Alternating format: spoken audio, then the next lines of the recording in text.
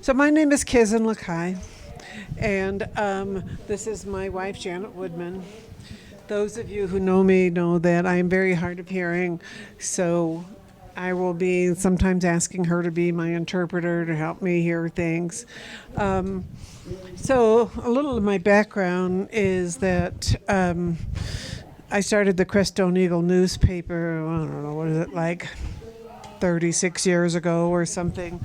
And Janet's been with the newspaper ever since. And I sold the paper a couple of years ago, 3 years ago now. Janet still works with the paper as a proofreader. And so none of us could, do without her incredible editing and proofreading still. She makes all of us look good. And so that's my background. I kind of learned journalism on the fly. I did take journalism in high school, and I got a D in journalism, and that was for attitude. I took that stuff kind of seriously, and I asked too many questions, which meant I was a good candidate for being a journalist after all, but the teacher didn't appreciate that. So, but the name of this talk is The Fourth Estate, Freedom of the Press and Why It Matters. So this is something that's probably incredibly important at this moment. So where does the name The Fourth Estate come from? Well, originally it was formed in Britain by the guy the name Burke, who was a writer at the time. And the first estate was the clergy, the second estate was the nobility, the third estate was the commoners. And he said that the journalists that were there at Parliament had an equal, if not more, power than the other three estates. And he's the one who coined the term the Fourth Estate. And then it kind of transferred over to the United States as the Fourth Estate, where you had, the legislative, the executive, and the judicial. And there again, the Fourth Estate is an independent agency. It's a concept more than anything. It's not any sort of formalized organization. It really is the free voice of the people. And that's what's so important. So when you have the First Amendment,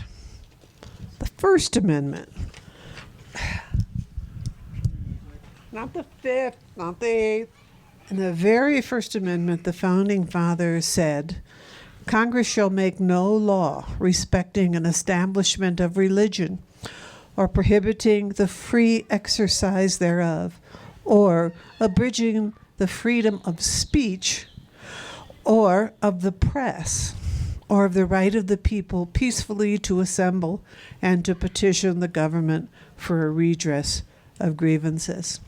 This shows you how important at the founding of our country that the founding fathers, the founding people felt, because they had been coming out of sort of a European monarchy, different sorts of government, and when they were forming the republic, they recognized that the people had to have the ability to speak freely, because that wasn't always the case. They were in a situation where people could be arrested. If somebody wrote something up about what was going on and the people in power didn't like it, they could be hauled off.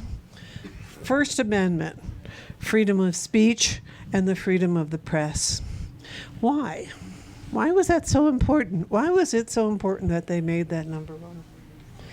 Looking at some of my notes, it says the press was to serve the governed, not the governors. The freedom of the press protected by the First Amendment is critical to a democracy in which the government is accountable to the people. A free media functions as a watchdog that can investigate and report on government wrongdoing. Thomas Jefferson believed that the liberty was inseparable from the freedom of the press, seeing it as a right that must be defended against government encroachment to prevent the loss of freedom itself. And so we see that today. I mean, we've been seeing it all along. You can go back centuries of how important it was for the people to be able to disseminate information, keep people informed on what was going on, especially as a watchdog to the government, but also as a watchdog to overreach by business, by land use, by foreign interference, by any sort of a movement or organization or individuals that could really hinder the freedom of the people, that would disrupt or harm our republic, our democracy. And the freedom of the press is crucial to that. And, we have seen now, we are seeing, this whole movement to discredit the press. Fake news. Okay. Or especially now, we're seeing where it's corporate owned, huge corporations that will own, that control the narrative. And a lot of the results of this has been that people don't trust the press as much. The press has never been like it's never been, swear an oath to always be unbiased. That's a goal. But we have all seen, you can go to this town and that town and this community, and everybody's got different opinions about everything. The press gave a voice to the people to share those opinions, to be able to write letters to the editor, to petition their government, to inform the people. And so that's where part of why the freedom of the press, to be able to act in a manner that gave voice to the people, was able to have discussion even about things that you might disagree about. You think this way, you think that way, you think that way. The press can give voice to all of those opinions and can report on what was actually happening, whether it's in the community level or on a national level. And the freedom of the press is just as important as, say, Congress, if not more so in a lot of ways, because of that independence. I'm sorry. So here's another quote I like. Prevention of tyranny. Without an independent press to scrutinize government actions, the public could be misled, and the government could act with impunity, leading to the abuses of power. A free press creates a public sphere where ideas can be shared and debated, fostering a more engaged and participatory citizenry.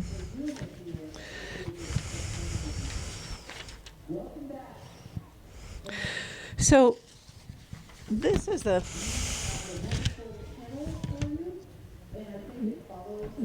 part of why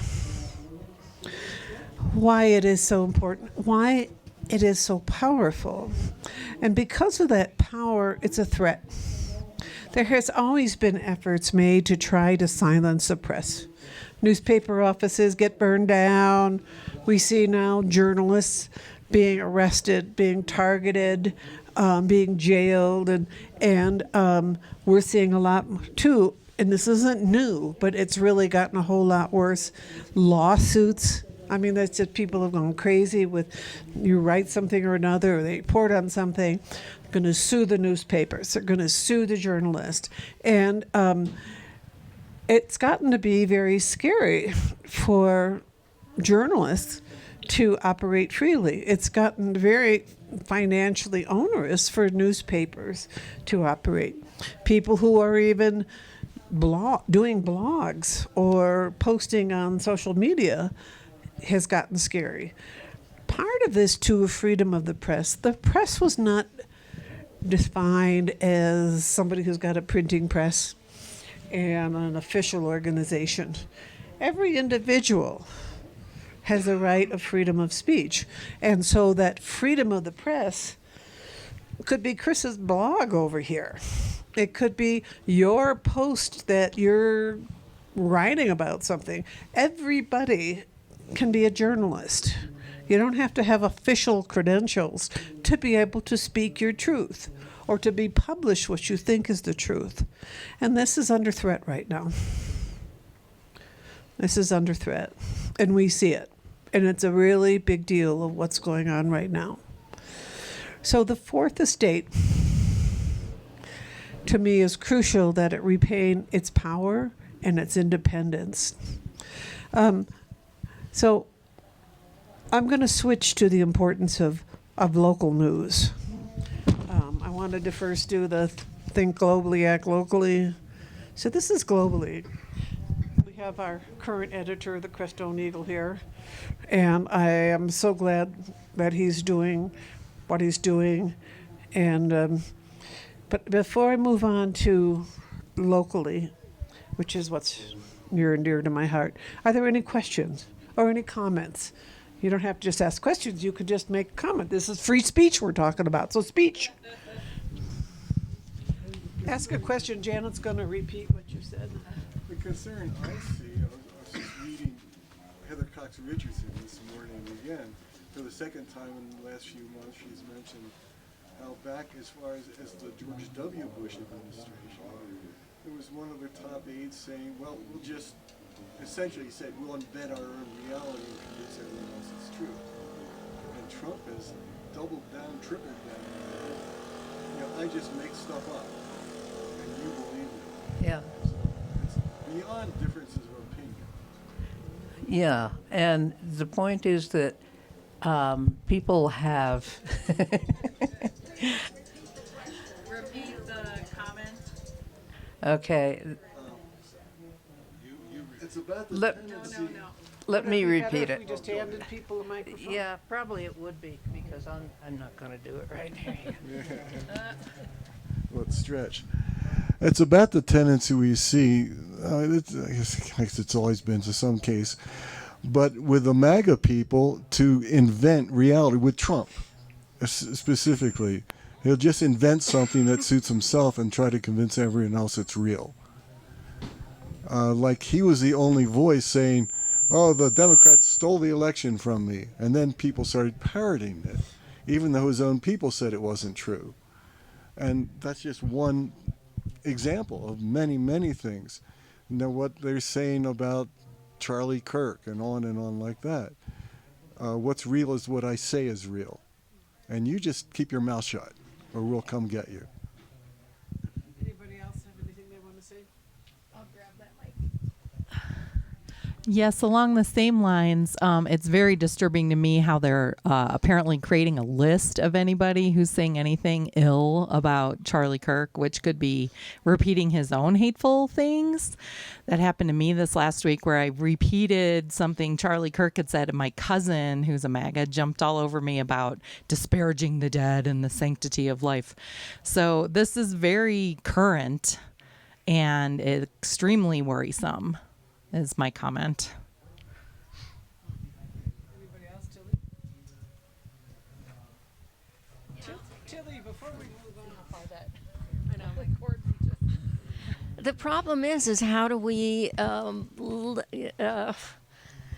make people allow the freedom of speech? With the Trump administration, he just seems to stomp all over all of our rights and gets away with it. So how do we hold people accountable who don't want to follow the First Amendment or any of the Constitution? I guess that's my question. And then after that discussion, how can we help the millennials or like my 23-year-old son who just get inundated with this oversaturation of negative media that just renders them overwhelmed and in despair? What can we do to them? Like, I'm here by myself. My son's home on his phone. You know, that idea. There's someone behind you.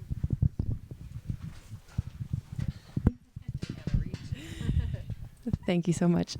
I just wanted to point to I believe there are well over 200 journalists that have been killed by the Israeli army in the current ongoing conflict, genocide, whatever you want to call it, in Gaza. And that is just incredibly disturbing. I think there has not been any number of like that high of a number of journalists killed in a conflict like this before. And it's quite worrisome.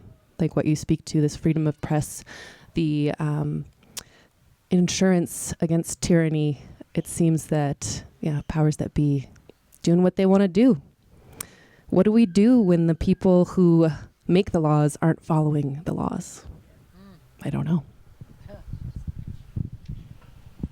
Just tagging on that, I'm concerned about the protests against Palestine and that being clamped down on university campuses, whether it's in the press and targeted people who have a strong voice, trying to speak out against, what many people feel is a very unjust and war and the genocide of that. And I'm also concerned about how the media, you throw one huge lawsuit against someone and then, it's more cost beneficial to just cave in and pay money for that than it is to actually try and defend yourself in court and, over really small comments. And I just feel so oppressive to, and I've written a couple articles in the Taos newspaper because I just feel it's important that we all find our voice and speak out in whatever channels we can, whether it's with our friends and local media. And so, I appreciate that you're doing this topic.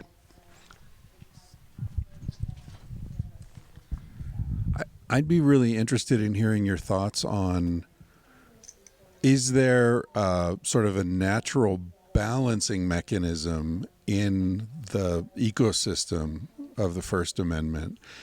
Because we always come to this question of, do we tolerate intolerance, right?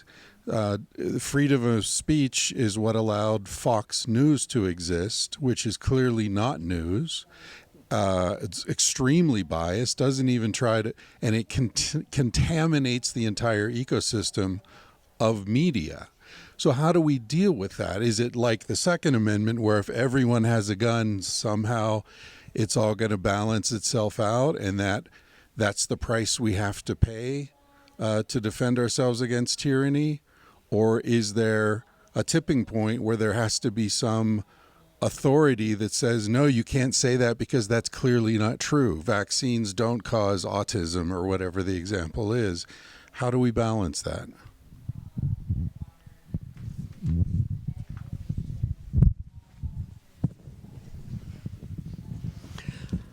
I sure wish I had the answer to that question.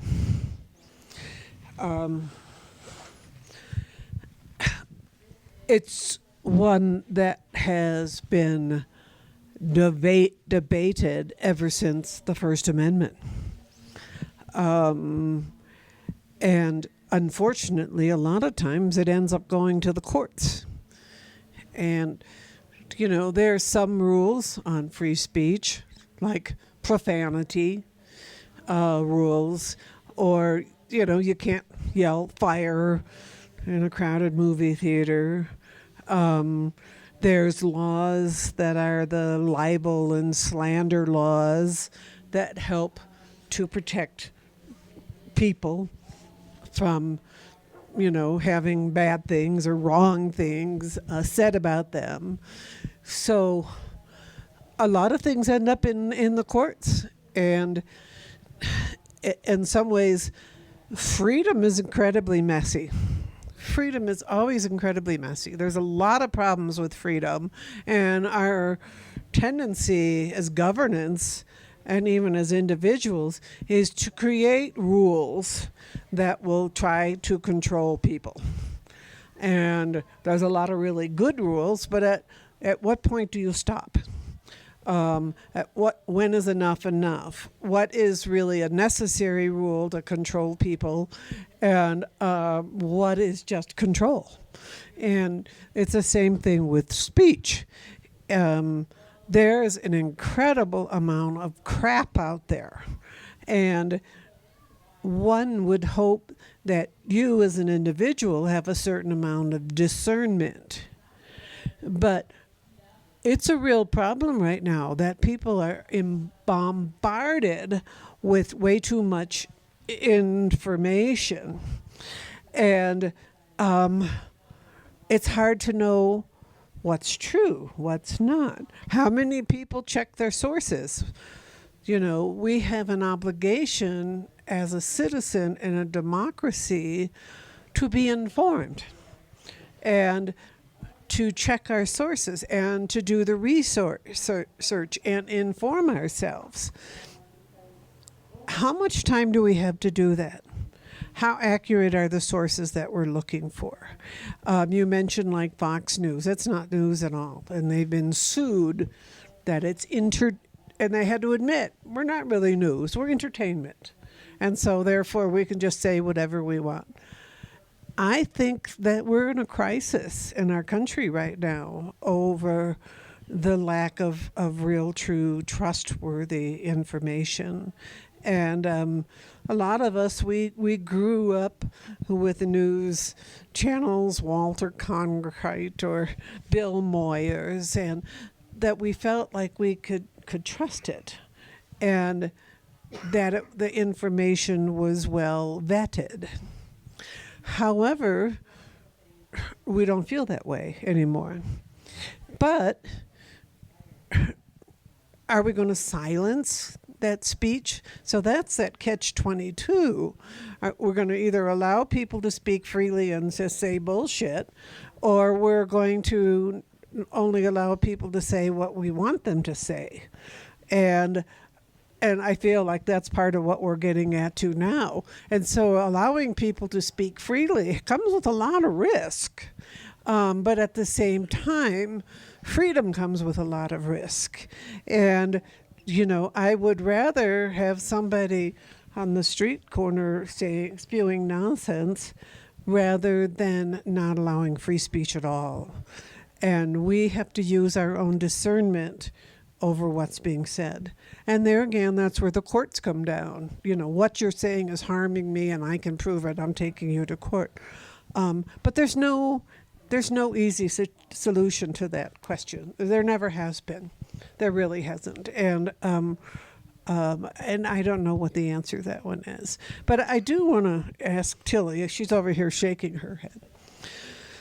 Tilly has spent most of her lifetime working with nonprofit organizations in foreign countries that either just came out of from behind the Iron Curtain, or were after a revolution where they're trying to create democracy.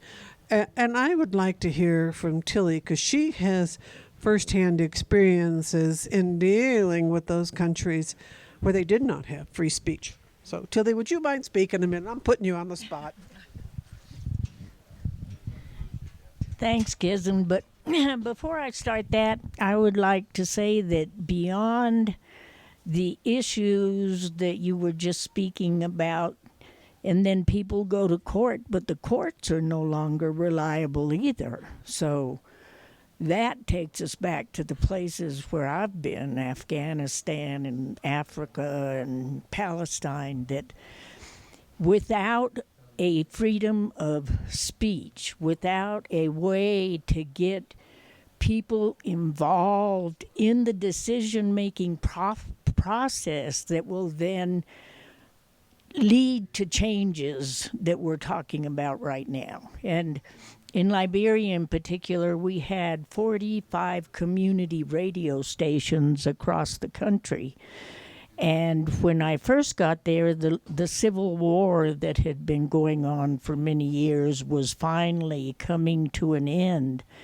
But that didn't mean that the environment wasn't the same. They just weren't getting shot if they said something. And so the role of freedom of speech in both the press and in radio stations give people who had been deprived of speaking their mind, speaking their truth, were not able to do that. So they actually needed to be retrained on how to do that, because that was a quick way to get killed. So, and I think the importance of the free media is giving people a voice in their own future, in their own lives, so that we saw, especially in Liberia and Afghanistan, that women were given a voice and women started speaking up,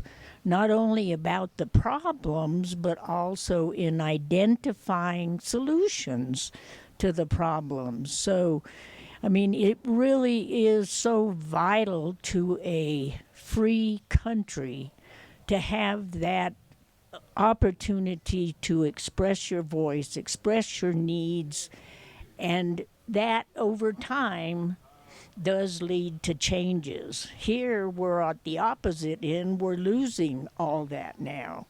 So, how do we stop it now before it gets to all the guns? Although ICE and the government are pretty much doing that now. So, everybody really needs to get up and participate and speak their truth. And, you know, the majority wins. So if the majority of us are up and doing that, and we're not, you know, supporting ICE and everything else, but we're speaking our truth, we're out trying to stop what's going on, because I've seen this happen time and again, and we're not heading to a good place. And I don't know how we'll ever get out of it. So we're the ones that can make that happen. So thanks, Kizzen. Sorry. Thank you. Thanks, Tilly. I really appreciate that. I had no idea you've been doing that all your life. Been knowing you for a long time. Didn't know you did what you did.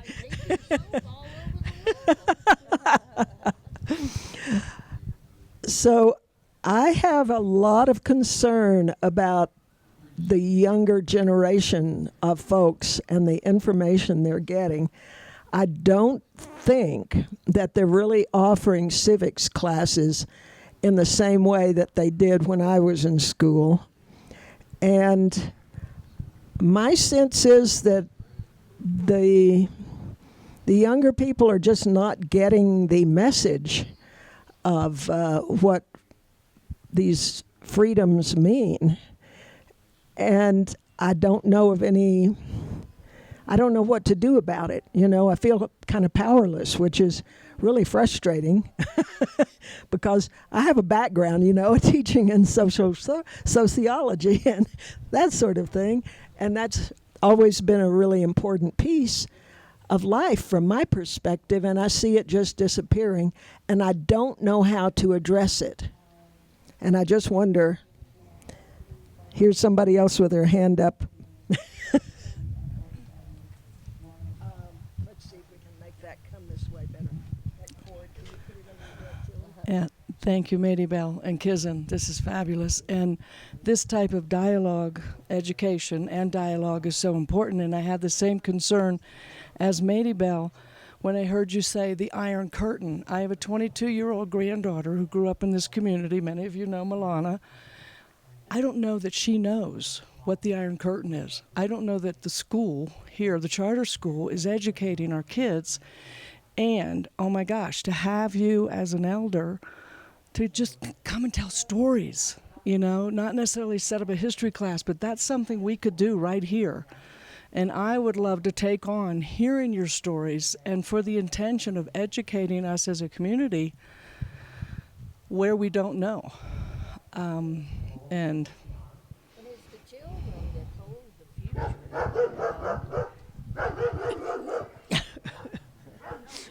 I didn't bring my dog. Yeah. Freedom of speech. So it's the children that hold the key to the future, and they will follow what we do. They will follow what we do. I mean, the children who are not doing very well and doing things that are not in the benefit of democracy are copying their parents for the most part. So, Or rebelling against them. They could be going the opposite. Maybe they're not copying your parents, but they're copying something online, because now most of the kids are glued to some kind of Well, yeah, that's true. is Yeah, telling them something that we're not even aware of. yeah. But still, they're raised in that environment. And if they're not raised in that environment, they may stand a better chance of being open to doing things in a different way. So teachers are very important. Yeah. And how do we combat what happens with disinformation, intentional false information? Say that into the mic. We got to say it How do we combat, I don't even want to use that word, how do we counter false deliberate information that's out there on the internet? And we know Social Dilemma, a film that Netflix put out years ago, warned us of exactly this and how, for sure, speaking of communication and information, that's constant. And how do we counter that as the elders in the community? And I would say right here in Crestone, let's start a circle, a dialogue circle, invite anyone. And I have the skills to facilitate dialogue and have it happen. Use it as an educational forum. Yep.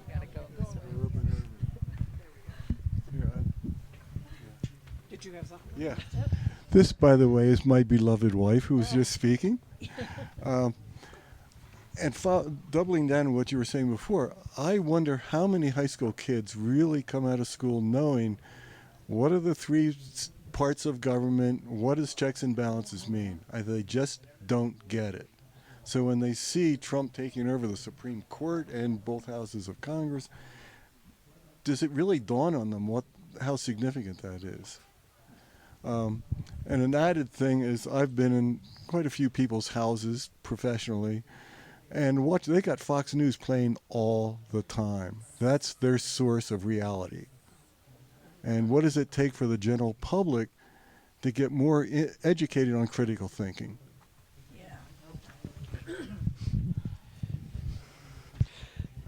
Well, this is indeed the crisis. I mean, this is indeed the crisis. But this is what I see that's so important. Public discussion, public discourse. And that was one of the original things with newspapers, and now it's expanded to social media and television and radio and all these things, is as a venue for discourse, social discourse and debate. And that's what's so crucial about it. On the national stage, like all of you, I look at it and I have no idea what the solution is. It's just so big and so crazy. So I'm going to come back now to the importance of local newspapers. And then Matt, you're over there on the sidelines, but anytime you want to join in on this discussion, Matt is our editor of the Crestone Eagle, and he's doing a really great job. So key things with your local newspaper. I want to say since 2005, we have lost a third of the newspapers in our country. A third. And a disproportionate number are in small community newspapers. And that is horrible because subjects that are important to our community are not going to be reported on by Denver or Durango or Albuquerque or even necessarily Alamosa or Salida. Each community having like here with Crestone, Saguache, Villa Grove, Moffett as a core, and then a larger, broader view, or the state level. Community newspapers give a visibility to a community, they give voice to a community, and they help create community. when you pick up a copy of the Crestone Eagle, you can be so informed about what's going on here. And a good editor will put in articles that they think are of interest or of import to the community. It could be anything to what laws are coming up on the state level that might be affecting water right here. Or it could be a good recipe for pinion nuts. You know, it can be what's happening with the dogs, and it could be what's happening with climate change. As we've listened to the speakers here, I'm just so impressed by the regionalism and the information and the activism. And other than a once-a-year event at the Energy Fair, how do we know about it? We know about it through our local newspapers. And it is a powerful thing to have a local voice. I remember, and those of you who have been here around a while, the Crestone Eagle was probably the first newspaper to come out in opposition to AWDI's water export in the valley. And, you know, Alamosa started writing about what was happening about it with it, informing people about it. The Crestone Eagle came out and said, hell no. And we joined the greater fight, and we kept everybody informed on to why this was such a horrible idea. When we had the open space issues, the Open Space Alliance that was formed here, we had the military was doing flyovers over the town.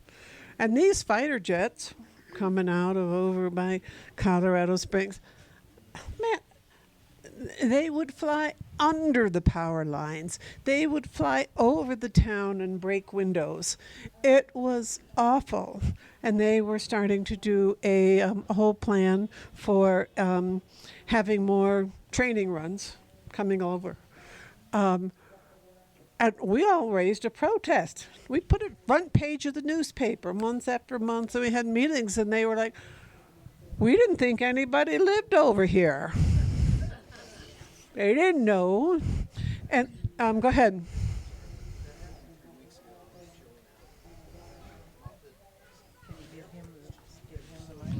Here, let me give you the mic. Oh no, I was just confirming like the fighter jet things that happened like 3 weeks ago. Oh, I'm sorry. Just to go on that's such a creepy thing that they would do, that fighter jets would do that. It happened like 3 weeks ago. I was hanging out in like Moffett. They flew really low. It was very loud. And yeah, I don't know. Just wanted to add that. Yeah, I've been noticing it happening. I did not expect that. Okay, I'm not sure what you're talking about, and what event. This gentleman was talking about being in Moffett, and fighter jets were flying. Yeah, 3 low weeks ago. over It the still town. happened. Like, And what about Moffett School when back? Oh, so my kids were in Moffett School when they were doing this. And they would use the Moffett School, because it was the biggest building in town there, as a target. And they'd come in right over the town, over the school. They still do it, but they don't do it every weekend. And there are numbers, I don't have right offhand, that you can call to report this. Because after 10 years of meeting with generals, of community meetings that we had, we worked out an agreement that they were not going to fly over Moffett. They weren't going to fly over the Great Sand Dunes or the wilderness area or over the town of Crestone. That their route was going to be right down the center of the valley. It was going to be a military operations area. But there again, they did not know that people lived here. And with the newspaper, we became a voice. And copies of those front page stories were sent to the governor.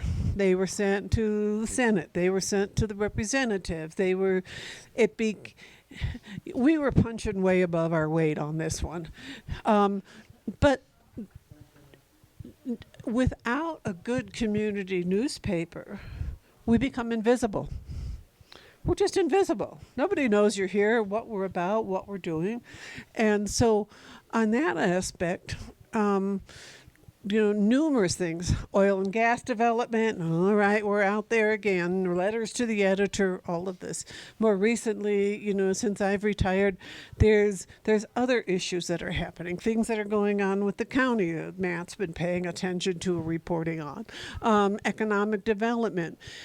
All these things are so crucial for a local newspaper for the citizens to become informed. And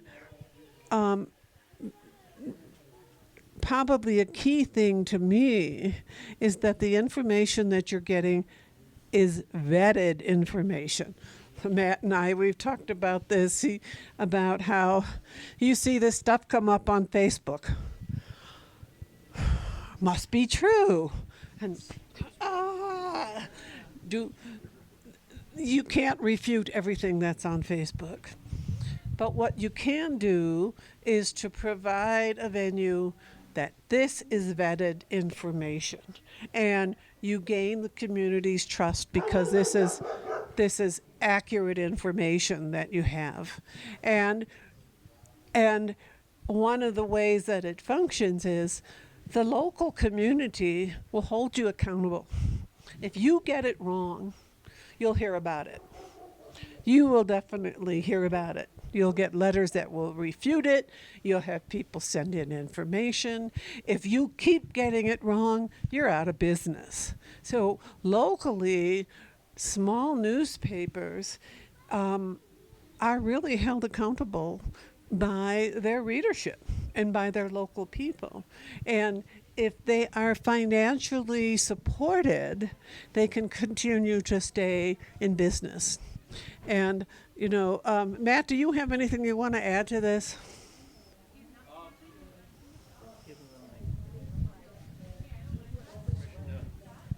Permission to come forward.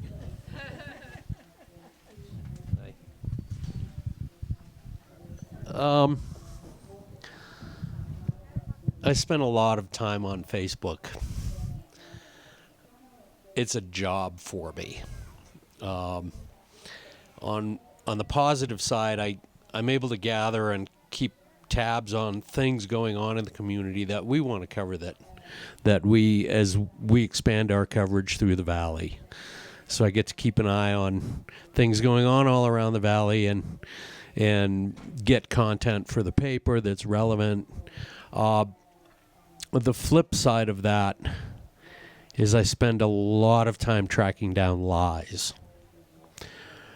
Misinformation, lies.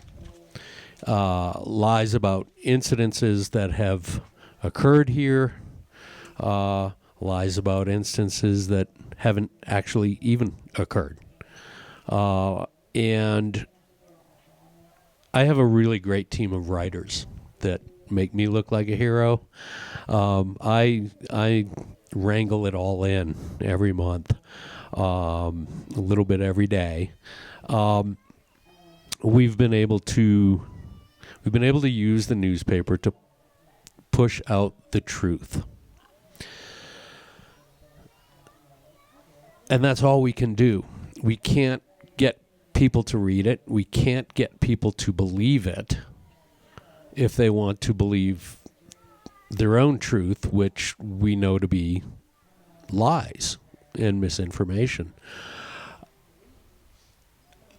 All we can do is keep filling the trough with vetted truth of events in this community, of events globally and nationally that are affecting us here.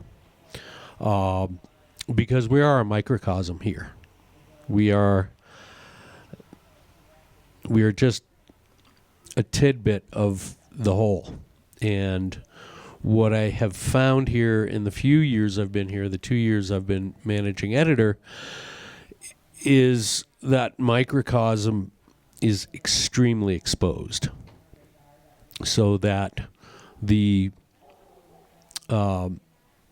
less pleasant topics, if you will, whatever they might be, are very raw and they're very exposed.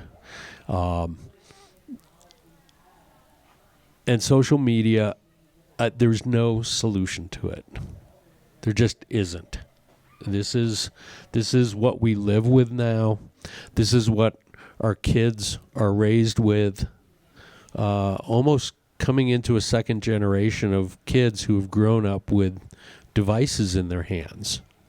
The responsibility of schools and education has failed. I don't know.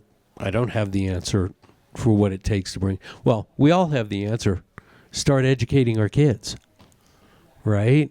I mean, the answer is, it's so simple, and all we've done is, for the last 20 or 30 years, we've seen schools come apart, whether it's through underfunding or agenda or whatever it might be. That education's just not there anymore. I don't know the answer to getting that education across. And I know that at the end of each day and at the end of each month, when I produce the Crestone Eagle, I know that we've done our best job to cover local topics, the national topics that affect us here, and do it from the standpoint of how is this affecting the community. And we can only continue trying to push that out and get more people on board with it. And we have people now, Anya Katz specifically, who is a younger generation and vibrant and super smart, and is looking at taking the Crestone Eagle from its standard website format that it's been on forever and moving it so that it is so much more accessible on a mobile device. And that's the beginning of trying to get this into kids' hands. We can't fight that. We have to work with it. And we have to find solutions that acknowledge that reality. So, take that away from me. Well said. Anybody have any questions for Matt? Yes. I just have a quick idea, and that is Mike Thomas over at the high school, one of the kids volunteer and give them in the newspaper a high school report. Any topic they want to talk about. They already have a kids program. Do you have something already? I attempted this when I took over. I was already a mentor at the school, doing photography and yearbook, and when I became the managing editor, my immediate reaction was to create a school-based page on the paper. It was called the Crestone Eaglet. It was not long-lived. And I'm happy to have that conversation privately as to why it was short-lived. I am working with Moffitt School. They have a program in place. I have been spending a lot of time trying to increase our educational coverage to include Saguache and Center Schools and Moffitt. And I'm covering things coming out of ASU when they're relevant to students who have gone to school in the Valley. And that's on my agenda. I'll just say that.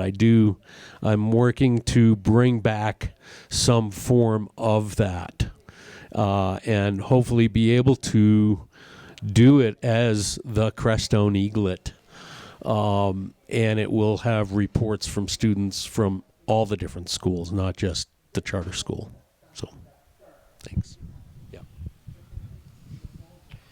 Yeah, on that note, when I was doing the paper, there was a few years we would take a stack of like 20 papers, and one batch went to the Moffitt School and one went to the charter school. Made contact with like an English teacher there to have the papers available for students and hopefully have it be part of their curriculum, that maybe the English teacher would, okay, everybody, here's the paper, and then let's talk about it. that had really mixed results, unfortunately. It depended upon the teacher. And so, like the one year, it went pretty good. And there was a change of staff or whatever. And I went in there one time and it's like, do you need more newspapers? There was a paper sitting on the side. They never had been distributed. And there again, teachers, what I heard then is teachers pretty much have their curriculum all laid out of what they were doing. And they didn't know what to do with the newspapers.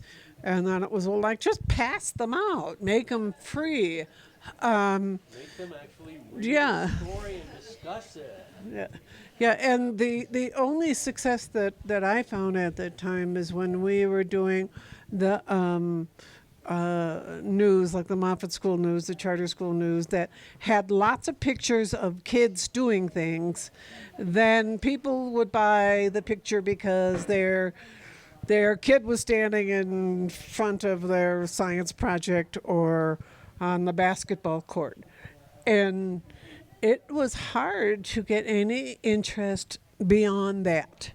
And I was hoping that, the high school kids would really take an interest. It's a different world, and I'm not sure how to make that happen again.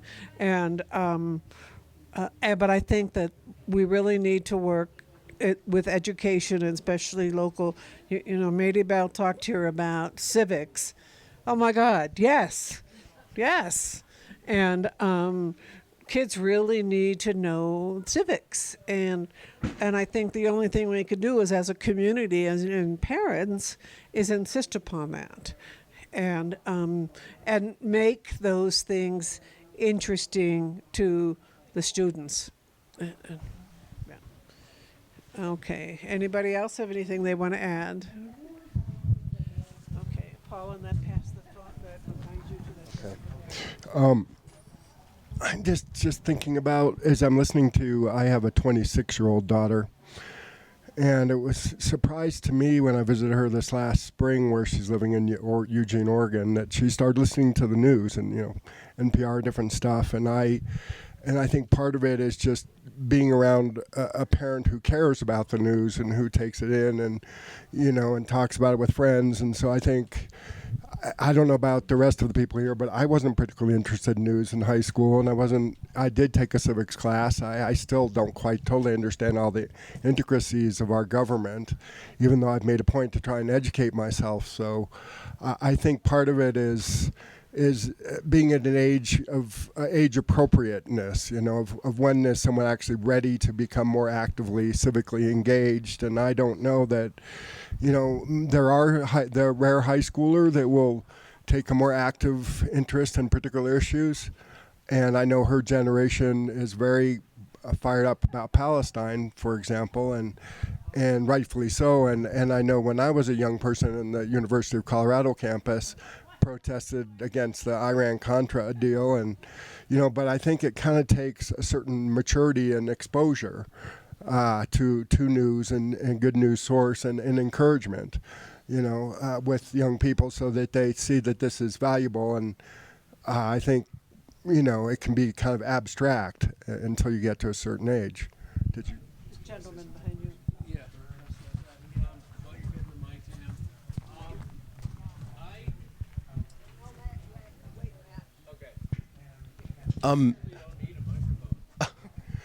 What you were saying about going to the schools, the Creststone Eagle, it's a great name. I love that. I'm not going to talk about crazy big national events that happen. I'm sure everybody knows, but I'm on X all the time. I'm glued to it all the time. I'm very in the middle, but when you were talking about that, I kind of had a thought in my head that was like, that needs to happen like right now, because Turning Point USA has had inquiry for 18,000 new chapters in universities and 5,000 new chapters or something like that in high schools. So the Creststone Eaglet thing needs to happen like now, before Turning Point radicalizes kids in high schools. And out here, oh man, this is like prime territory for that. So it's like, now is the time for that. in my mind. That's the the company that Charlie Kirk. Yeah, it's a it's like let's get kids involved in the government. Like that's let's take them, teach them, and get them going. Yeah, exactly. And he died, right? He was killed horribly by a horrible person, but that's igniting engagement on X online, millions and millions of engagement, and it's really accessible to see that and to feel sympathy for Charlie, seeing a guy die. There's really graphic videos going around, and if a 15-year-old sees that, they're gonna just not even think about anything else but seeing that, and they're gonna be like, oh, this is who he was involved with. They're at my school. This is perfect. There's a way to prevent that. Yeah.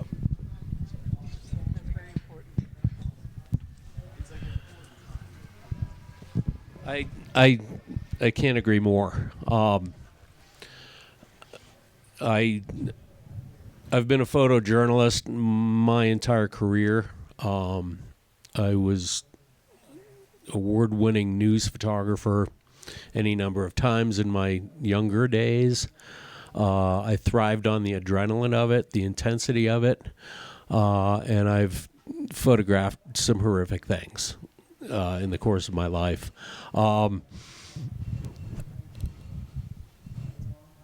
Pandora is out of the box. I have a saying relating to that horse is out of the barn, that horse is out of the gate. That horse dropped dead in the desert years ago. There's no putting it back. There's navigating it. And you're right, there is the rallying cry to increase the numbers of truth. In terms of getting people to understand, getting people to think critically, getting the younger generation to think critically. I don't think there's any particular age-appropriate time to introduce kids to news. I was introduced to news at a really young age, and I think one of the most formative things for me as a teen was I was in Phoenix by that point, and there was a journalist in Phoenix, Don Bowles, who was murdered, and he was covering developers and the cover-ups of developers and the underhandedness with local politics and golf courses and so on. They never solved his murder. They never found the person. As a 15 and 16-year-old, that captured me. I don't know why, but it did. Because it was someone seeking the truth. And someone who died for seeking that truth. And we just have to keep pushing. We just have to keep it out there. And it's hard because the truth is getting washed over by waves and waves and waves of lies, disinformation, and also the threat against the truth. The political threat of being called out for publishing the truth. You know, in Israel, it's being killed. I was a photojournalist in Israel in '91 for a brief period. My view of mainstream media was forever altered. And even though I am a journalist now, I still don't respect mainstream media because it's been corporatized and pushing its own truth and quashing other truths. I like being a journalist here for the Crestone Eagle in a small community because I can make a difference. And I say I, but it's the entire team. It's writers like Anya Katz and Kim Black and Lisa Syriacs, and those are especially the writers that are going after the news in this community, and exposing the truth of uncomfortable topics, so that we can put them on the table and talk about them and move forward. It's the epitome of think locally and act locally, and see if that can't begin to spread out. So, other questions, comments?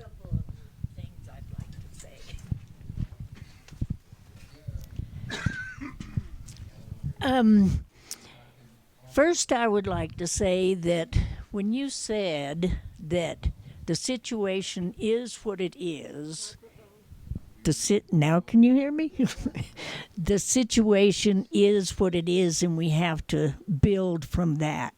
And that's true. We're never going to change our telephones and always having it right in your face. We're never going to change that. What we have to look at is how we can have that that's never going away, and yet still have the goodness of people and the goodness of a government that governs for its people. And so I really appreciate that you said that. I've been saying that everywhere, so thank you.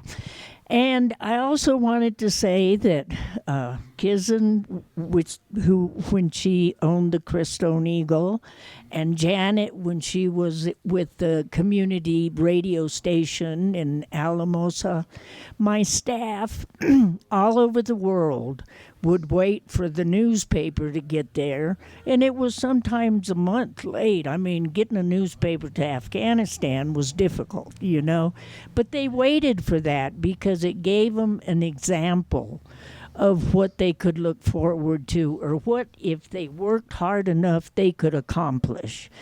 And Janet, with her international radio station, my staffs would be dancing up and down the halls, listening to her radio station, and begin to really understand the cultures of other countries through the music. So hats off to you too.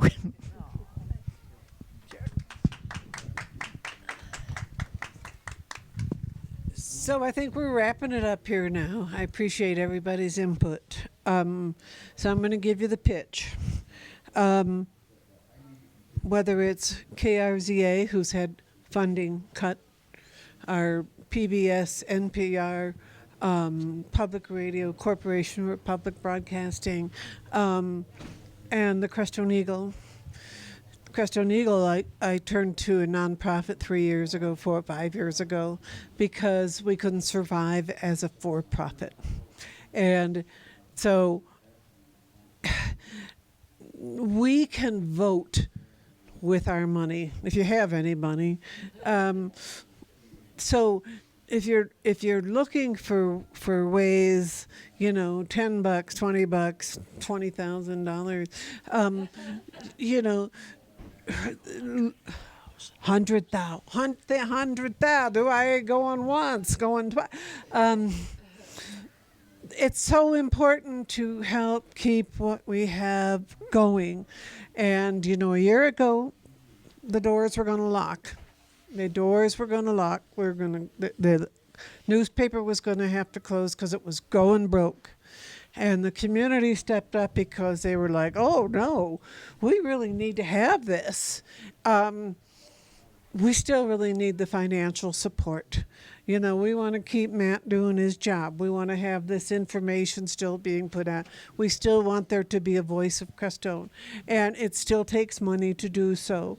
And so even if you can't make a donation to the paper, if you know people who have money, let them know that if you donate, you can see the immediate results. It's not just some place or another where they're going to take 75% for operations. Any donations that come into the Crestone Eagle are tax deductible, and they help keep a small town newspaper going.